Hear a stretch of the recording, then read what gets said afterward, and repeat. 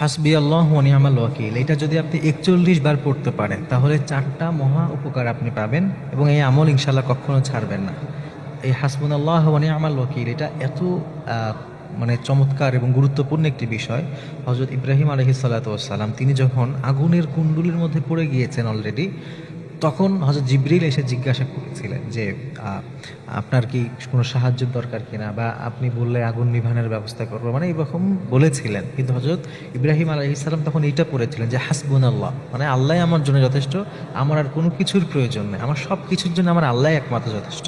এটা চমৎকার একটা আমল। এই আমলটা করলে 4টা উপকার পাবেন। এর মধ্যে 1 নম্বর হচ্ছে বিপদ মুসিবত থেকে আল্লাহ তাআলা রক্ষা করবেন, যেভাবে আল্লাহ তাআলা হযরত ইব্রাহিম আলাইহিস সালামকে রক্ষা করেছিলেন।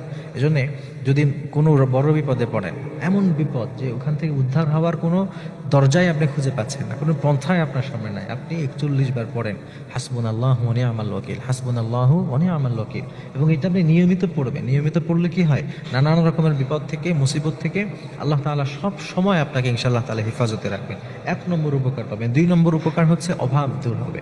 যাদের দারিদ্রতা আছে, অনেক বেশি অভাব আছে, আপনারা নিয়মিত প্রতিদিন ৪১ বার হাসবুনাল্লাহু ওয়া নি'মাল ওয়াকিল পড়বেন। যখনই কোনো কিছুর অভাব বোধ করছেন, কোনো কিছুর প্রয়োজন বোধ করছেন, আপনি এই অভাব দারিদ্রতা এইটা থেকে বাঁচতে চাইলে এই আমলটি ইনশাআল্লাহ করবেন। 3 নম্বর হচ্ছে শত্রুতা থেকে বাঁচতে চাইলে, যখন কোনো অনেক ক্ষমতাশীল কেউ, অনেক পাওয়ারফুল কেউ আপনার সাথে আপনাকে ক্ষতি করার চেষ্টা করছে, অনেক হিংসুক আপনার সাথে হিংসা করার চেষ্টা করছে, আপনি সেটা থেকে বাঁচতে পারছেন না, বা আপনার কাছে বাঁচার কোনো উপায়ও নাই, আপনি কি করবেন? আপনি হাসবুনাল্লাহু ওয়া নি'মাল ওয়াকিল পড়বেন। আপনি এটা বিশ্বাসের সাথে পড়বেন যে আমার শত্রু যতই পাওয়ারফুল হোক, আমার আল্লাহ আমার জন্য যথেষ্ট।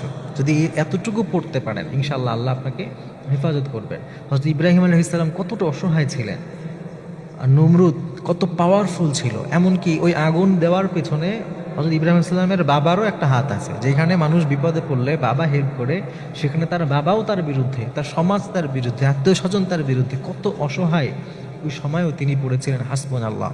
আর আল্লাহ তাআলা এই গোটা একটা জাতির বিরুদ্ধে তাকে বিজয় দান করেছিলেন, সুবহানাল্লাহ। এই জন্যে আপনার শত্রু যতই পাওয়ারফুল হোক, এই দোয়াটা প্রতিদিন ৪১ বার পড়বেন। নাম্বার 4, যখন কোনো কিছুর প্রয়োজন হবে আপনার, হঠাৎ আপনার এমন কোনো কিছুর একটা প্রয়োজন যে আপনার ওটা অ্যারেঞ্জ করা কোনোভাবে পসিবল হচ্ছে না, তাই আপনি আল্লাহর কাছে পূর্ণ আস্থা ইকিনের সাথে ৪১ বার করে হাসবুনাল্লাহু ওয়া নি'মাল ওয়াকিল পড়তে থাকেন এবং আল্লাহর কাছে চাইতে থাকেন যে আল্লাহ, তুমি ছাড়া এই প্রয়োজন পূরণ করার কেউ নাই।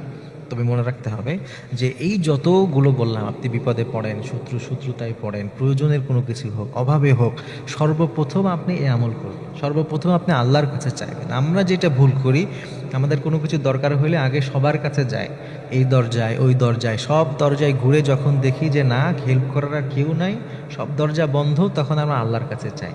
এটা একটা বিশ্বাসঘাতকতা। এটা একটা মুনাফিকি চরিত্র। আমি সর্বপ্রথম আল্লাহর কাছে চাইবো, এরপরে আমার দুনিয়াবি কিছু তদবির যেহেতু করতে হয়, এটা একটা সুন্নাহ বিষয়, দুনিয়াবি কিছু কষ্ট করা, সেটা ইনশাল্লাহ করব।